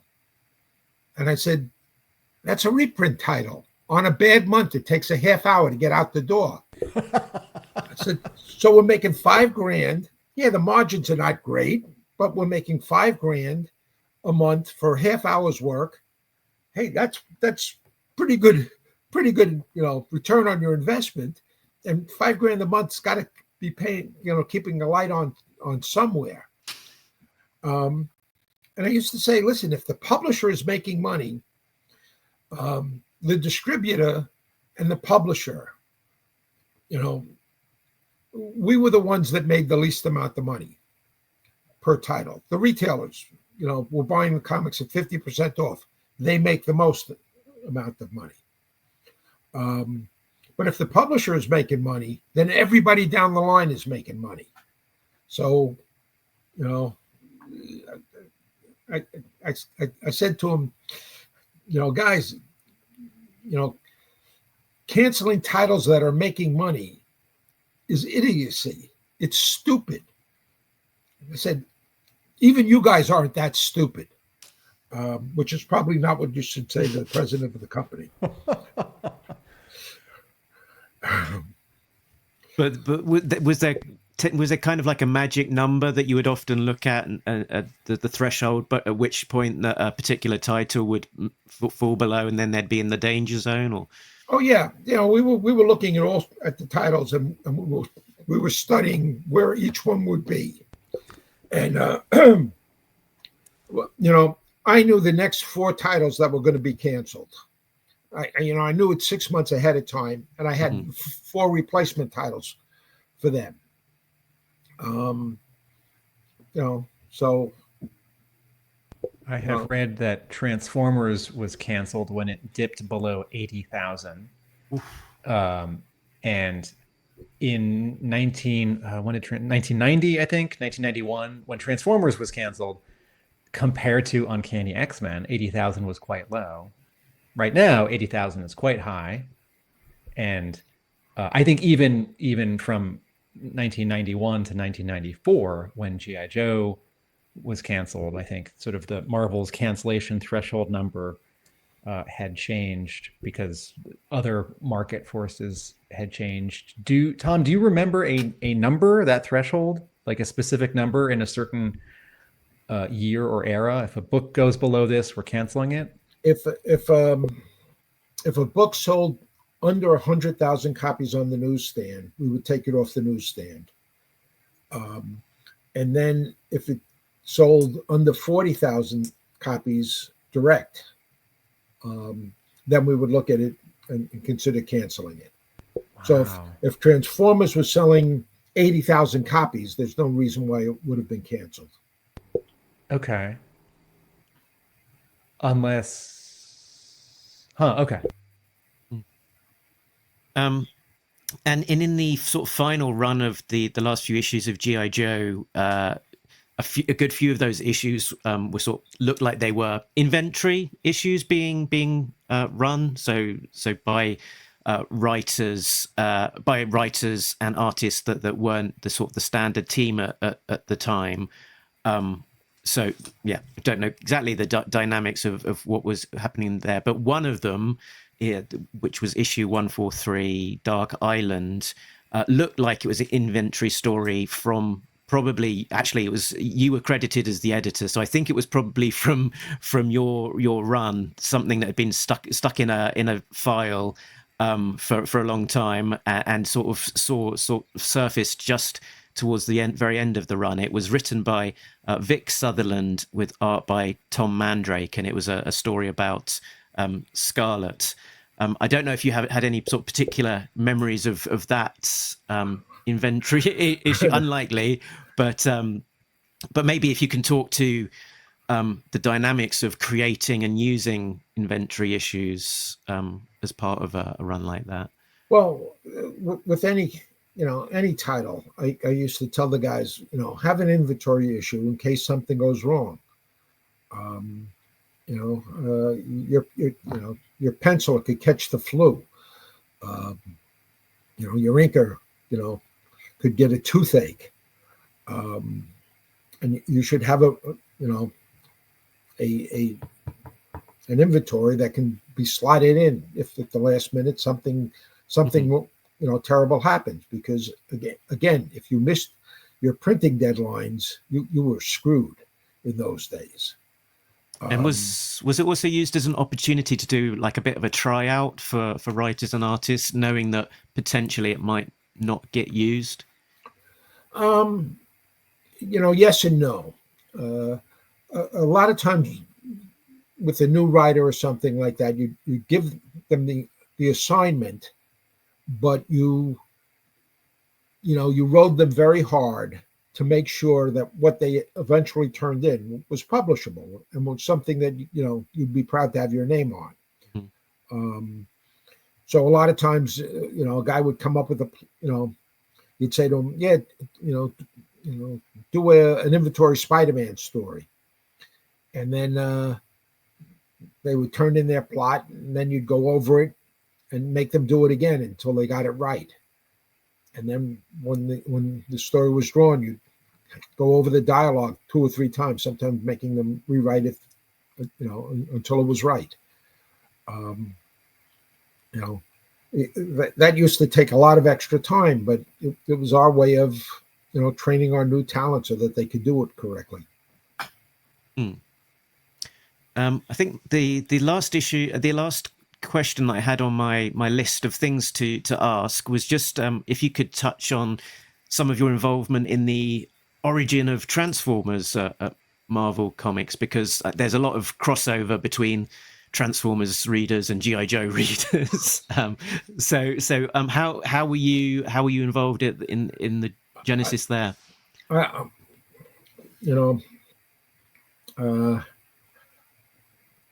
I'll tell you a goofy story about it. Hasbro came in and they wanted us to work on a new toy property, and they said, we have, but we need you to sign all these NDAs. And they showed up with one of their lawyers, because by then, everybody realized, you got to protect these, your intellectual property. So, and they brought their lawyer in. So then our lawyer had to come in and go over the documents, and the meeting was supposed to start at 10 o'clock in the morning, but the lawyers argued and rewrote and argued and rewrote, and about 2 or 3 o'clock in the afternoon, they finally came up to the document that everybody could sign. Okay, so we all signed the documents, and then I don't remember who was presenting. Bob, Kurt, maybe somebody else, and they take out the Transformers and they put them on the desk. And Larry Hammer and I happened to be sitting across from each other, and we looked up at each other. We said, "Excuse us a minute." And Shooter was going, "What's going on?" I said, we'll be back in a minute. Wait a minute. They're doing the present. Pause it. We'll be right back. And everybody was kind of pissed off at us because, hey, we'd already been delayed like 5 hours while the lawyers played around with the contract. So Larry and I go leave the room. He went to his office. I went to my office. We came back, and then we put Japanese Transformers in front of us because we had bought the toys, the Japanese versions of the toys. And the guys from Hasbro looked at, where did you get those things? I said, Forbidden Planet. They've been selling them for years. And then, I think Bob Hooper says, give me all the contracts. And our lawyer says, wait a minute. They can't sign it. These NDAs are no good. And Bob says, just give me all the contracts. Took all the contracts and he ripped them all in half. And he said, all right. Yes, we bought a license for these characters. And then we wanted to develop them. And then around that time, there was another robot group. I think it was called Stariers. And I was assigned to work on the Stariers. So I had to step back from the Transformers. So you have the Chinese Wall. Me and my creative team, we're working on Stariers. Ralph Macchio, Bob Budiansky, those guys are working on Transformers. And then, I finished up on the Stariers. And then they said, come on over. Help us with the Transformers. And I remember looking at the origin of the Transformers and thinking, wow, this is way too complicated. Something from the past and this and that. Can't we simplify this? And they said, oh, no, we're already committed. And listen, the guys did a great job, but I thought it was just too complicated. And at one point they asked me to, retype something, the opening section of that, which I ended up doing. And then the next thing I knew about Transformers, we're in a meeting with Marvel Productions. And they're telling us, no, Hasbro created the Transformers. Hasbro designed it. And Shooter's saying, no, we did it. We did the development. And the guy from, Marvel Productions said, no, Hasbro did. I have this, this Bible here done by Hasbro. And Shooter said, let me see that. And he looks at it and goes, hey, Tom, is your typewriter still dropping that A?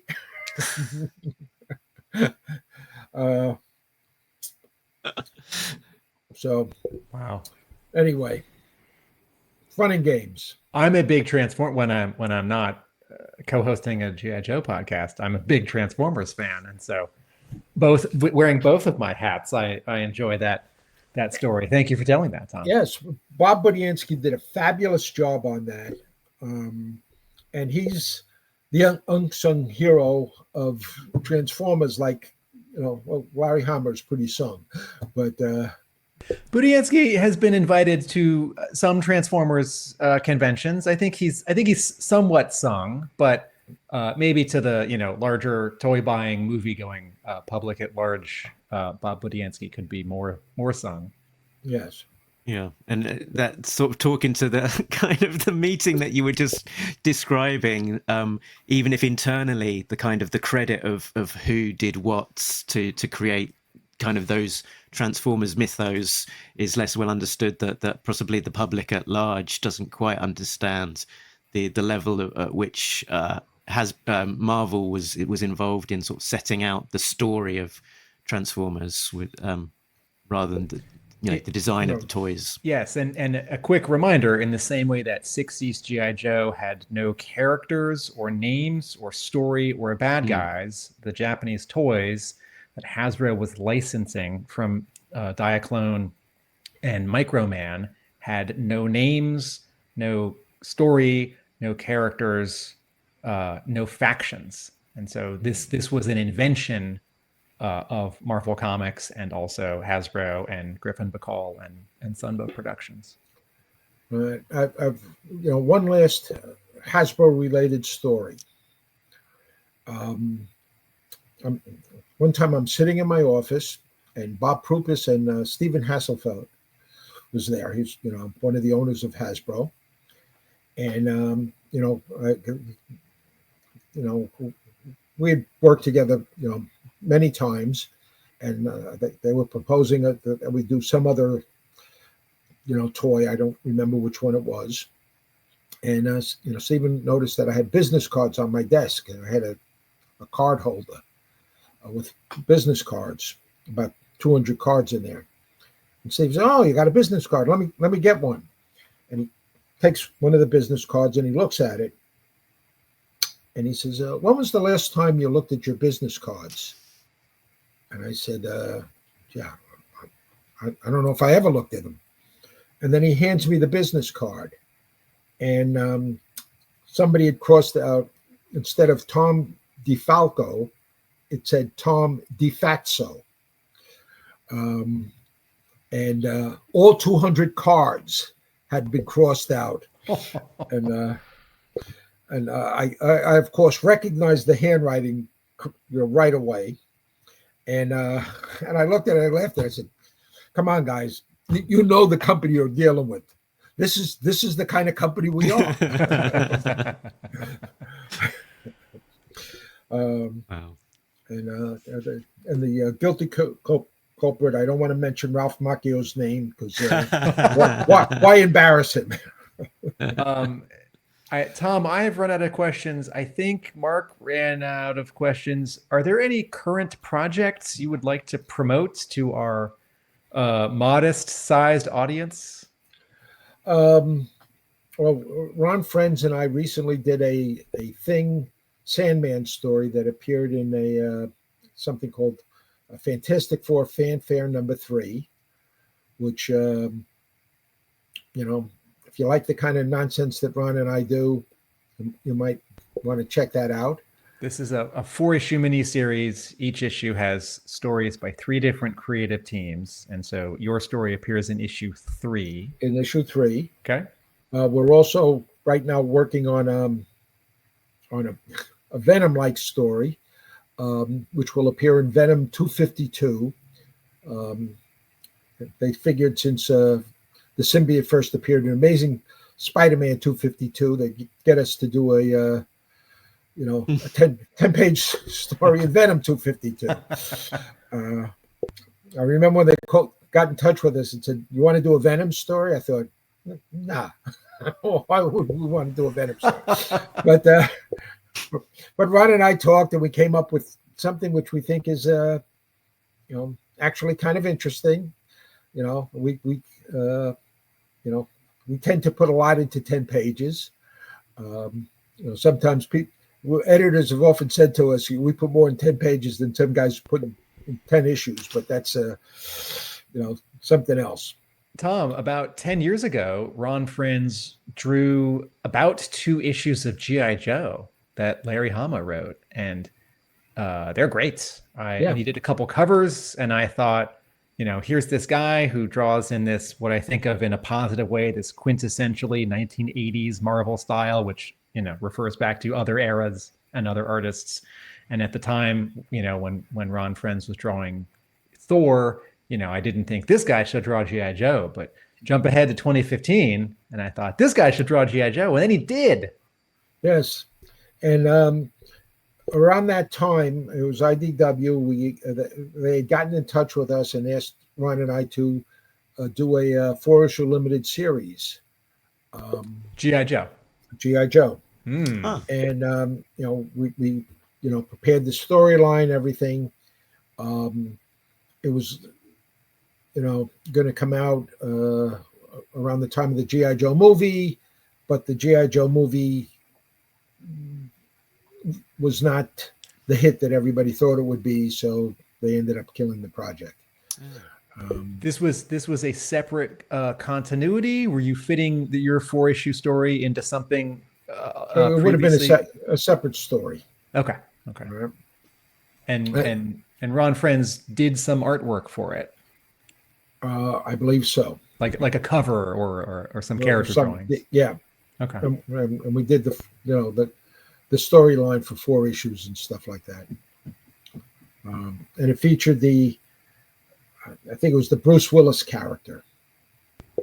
Okay. That appeared in the movie. Okay. Huh.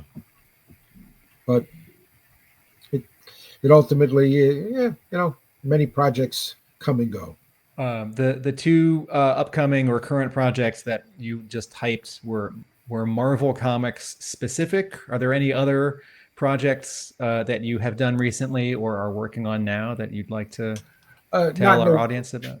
No, not in the world of comics. Okay. Any non-comics thing? Read in a book or keeping a blog or? No. I'm good. Okay.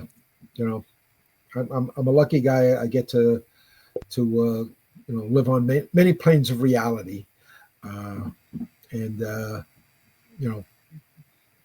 like I say, I'm a very lucky guy. Mm-hmm. But nothing I want to publicize.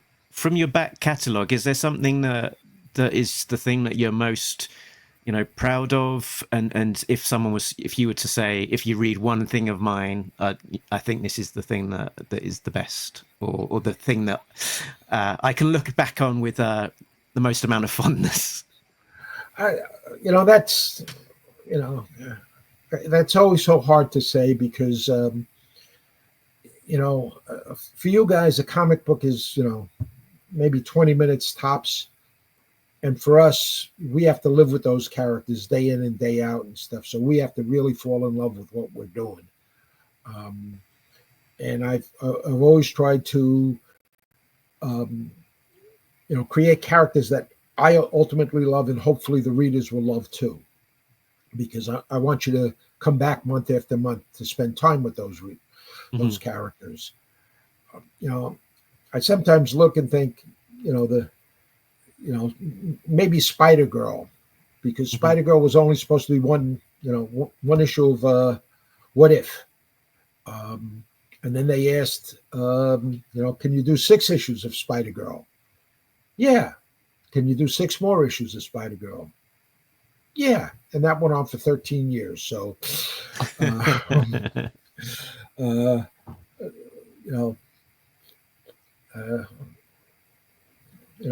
it's hard. The readers decide what they like. Tom, this has been a pleasure. Thank you so much for your time.